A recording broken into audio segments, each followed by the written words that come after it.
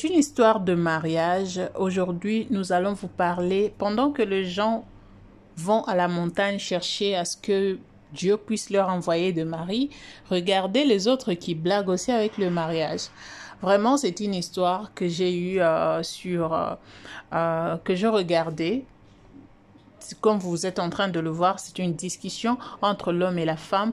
Ils parlent de quoi, ils se disputent à cause de quoi. Vous allez le découvrir dans cette vidéo. Alors, restez donc branchés jusqu'à la fin de la vidéo. N'hésitez surtout pas de la partager avec les autres. Et je vous demande de vous abonner sur la chaîne. Vous êtes sur la Mianda officielle, Mianda la douce officielle, voulais-je dire, parce que j'ai une autre chaîne qui est la Mianda TV. Vous pouvez aussi aller vous abonner là-bas. Ça me fera énormément plaisir. Alors, abonnez-vous ici. Vous êtes avec Maman Mimi Mianda, donc la douce, voilà. Restez donc branchés jusqu'à la fin. Aujourd'hui, j'aimerais vraiment m'adresser aux femmes qui ont besoin de se marier, qui s'attendent à se marier un jour, qui sont dans le fiançailles. Toute femme en général aura un jour un mari. Même si vous êtes déjà dans le mariage, ceci vous concerne également. Écoutons cette histoire jusqu'à la fin. Nous allons donner conseil. Alors, la dame que vous voyez debout, elle et son mari, ce sont des Camerounais. Ils se sont connus depuis longtemps.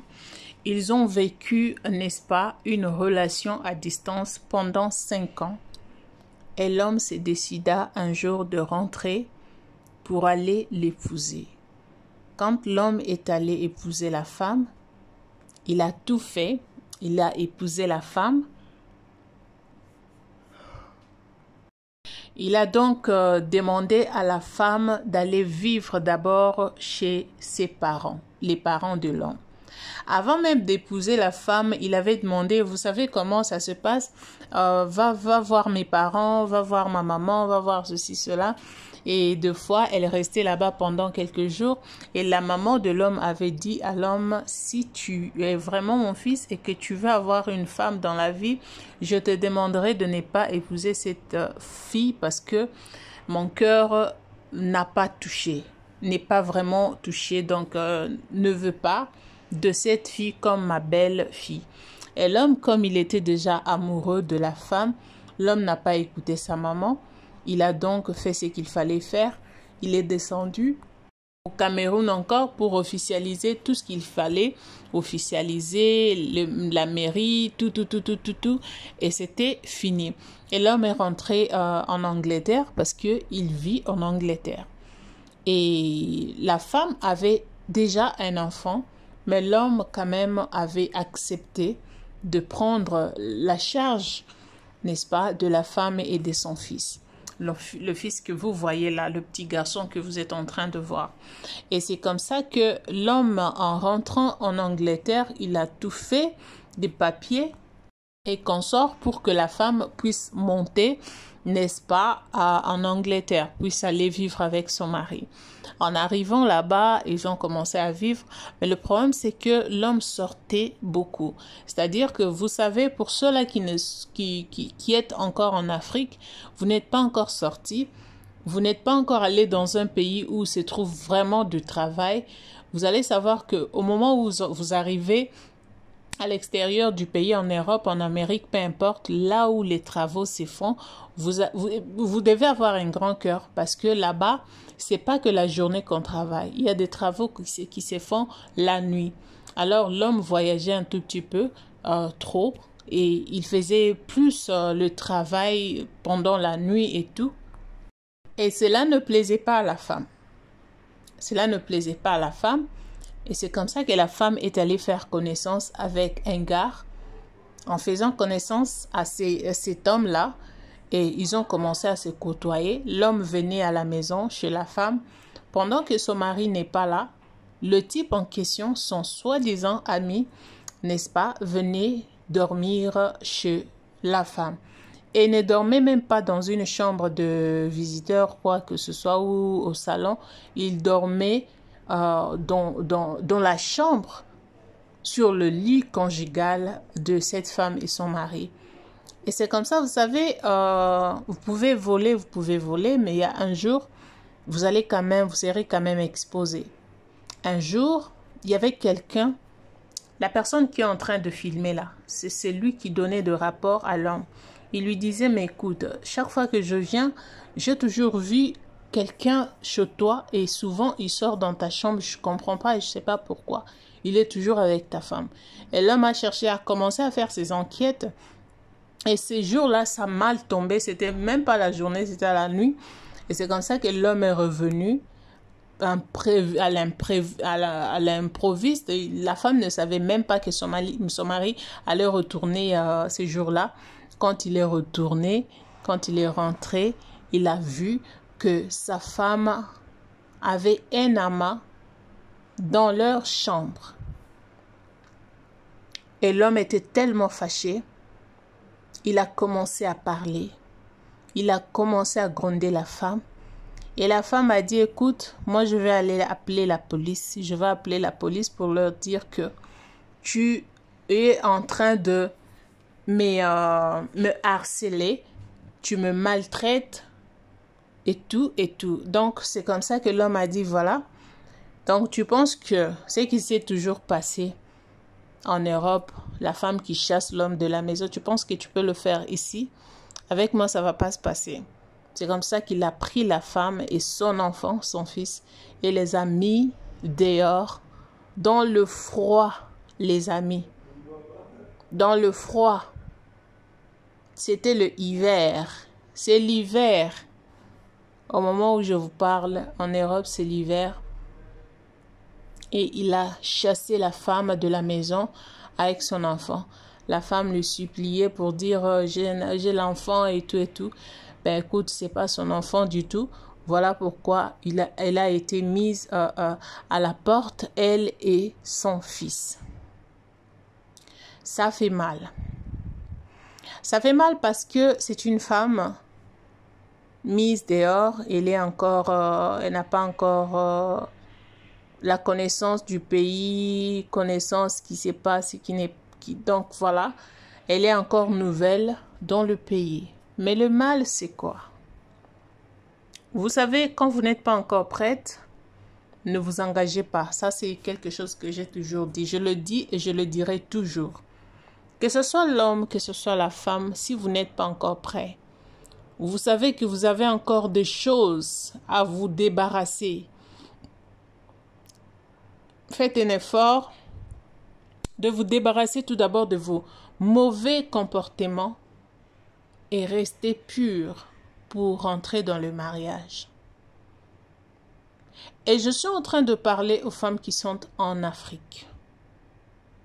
Même en Europe aussi, parce que ça se passe aussi trop. Ça dépend du comportement de la personne. Sachez très bien que les hommes que vous voyez venir en Afrique saper, qui vous montrent qu'ils sont des boss et tout, si vous venez en Europe et vous voyez ce qu'ils font, vous allez peut-être le regretter. Vous allez le regretter parce que ce n'est pas l'image qu'on a toujours donnée. On donne l'autre image et on fait autre chose. Donc, ce que vous devez savoir, c'est que quand vous venez, vous sortez de l'Afrique, on vous a épousé par quelqu'un qui ne vit pas dans le pays, qui vit ailleurs. Quand vous allez là-bas, cherchez à connaître d'abord comment ça se passe. Quel genre de travail il fait et comment ça fonctionne. Cherche à t'adapter, à t'adapter à cela. C'est très important. Parce que ne pense pas que la vie qui se vit en Afrique, tu vas la vivre encore en Europe. Ça ne se passe pas comme ça, ma chérie. Même toi aussi, un jour, tu vas te lever. Pendant la nuit, tu vas aller travailler. C'est comme ça que ça se passe. Alors, ayez cette habitude-là de parler, de dialoguer en famille, en couple, vous faire connaître vos différences. C'est très important. Alors, quand toi, tu quittes en Afrique, tu es déjà habitué avec le coutu-coutu anytime. Et tu arrives en Europe, tu trouves que ton mari, c'est quelqu'un qui travaille beaucoup. Et tu penses que toi, tu es parti là-bas rien que pour le sexe. Non. Le mariage n'est pas que ça. Il y a plein de choses dans le mariage. C'est pas parce que ton mari n'est pas à la maison que tu vas te décider de donner ton corps à un autre homme. Ce que vous oubliez, c'est que le corps d'une femme est sacré. N'est pas comme le corps d'un homme. Vous ne verrez nulle part un homme faire du n'importe quoi et puis les gens parler de ça comme si c'était quelque chose d'un tabou. Mais quand ça vient aux femmes, à une femme, c'est vraiment quelque chose de quoi, mais pourquoi, mais comment, c'est comme ça. Alors la femme a plus de la valeur. Son corps n'est réservé qu'à une seule personne qui est son mari. C'est vrai que nous faisons deux fois des choses que nous pensons seulement à nos désirs charnels. Mais spirituellement parlant, devons savoir que on n'est pas permis à faire n'importe quoi. Une femme doit être une couronne pour son mari. Alors toi, on te fait venir de l'Afrique, de Cameroun, là-bas jusqu'en Angleterre. Tu ne sais même pas comment cet homme-là a travaillé pour te faire venir. Ou peut-être tu penses que tu étais la seule. Tu es tellement exceptionnelle, je ne sais pas moi. Et voilà pourquoi on t'a fait venir en Europe. Non. Il y avait beaucoup de femmes. En Europe, il y a beaucoup de femmes.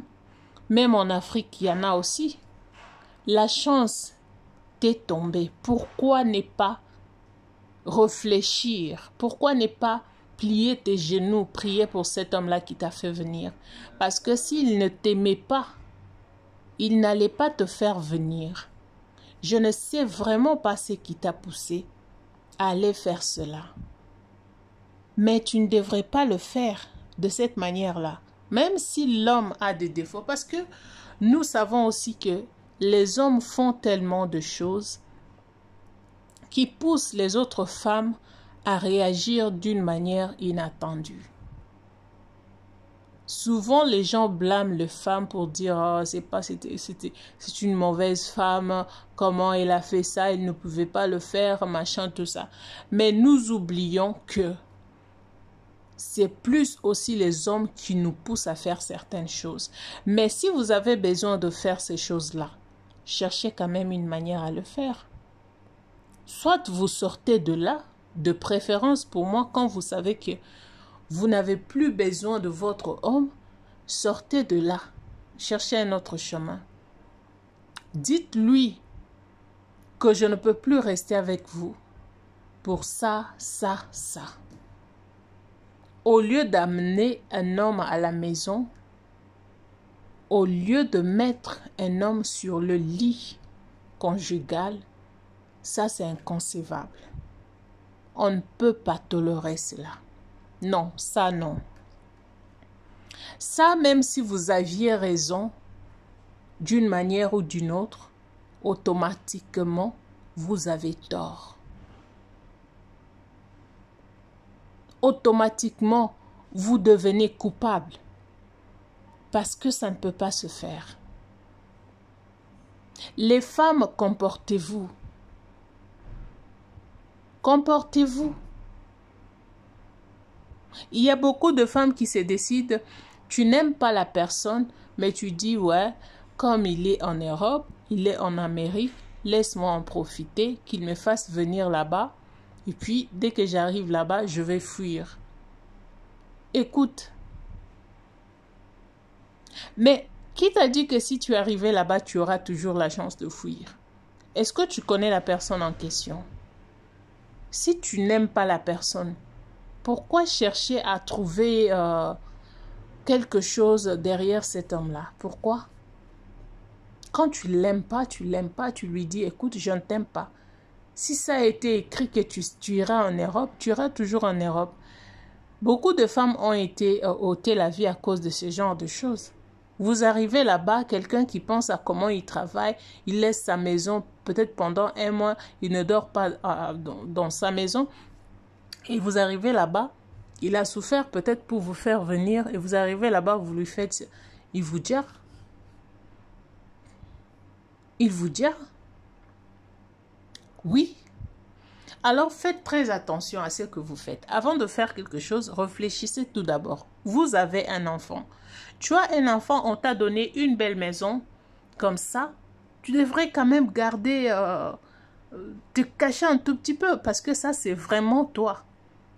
Parce que personnellement, je ne pense pas que je peux prendre quelqu'un du dehors et puis même si mon mari n'est pas là, viens, rentre dans la maison et puis on va faire ça jusque dans ma chambre.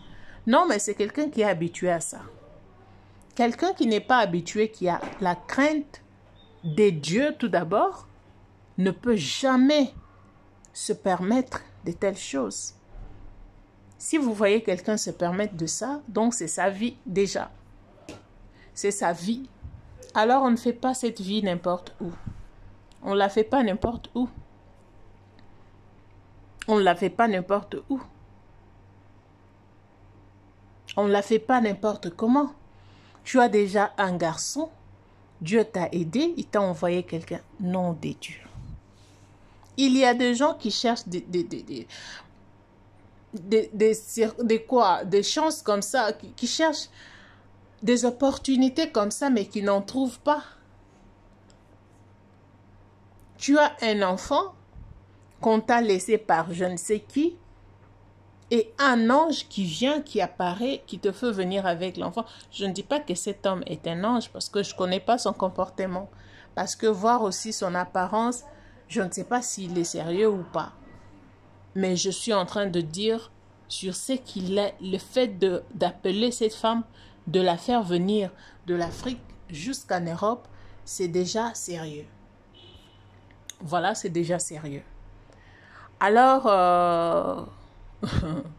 vous allez commencer à blâmer de famille, dire que non, c'est la famille, c'est ma grand-mère, c'est mon oncle, c'est machin.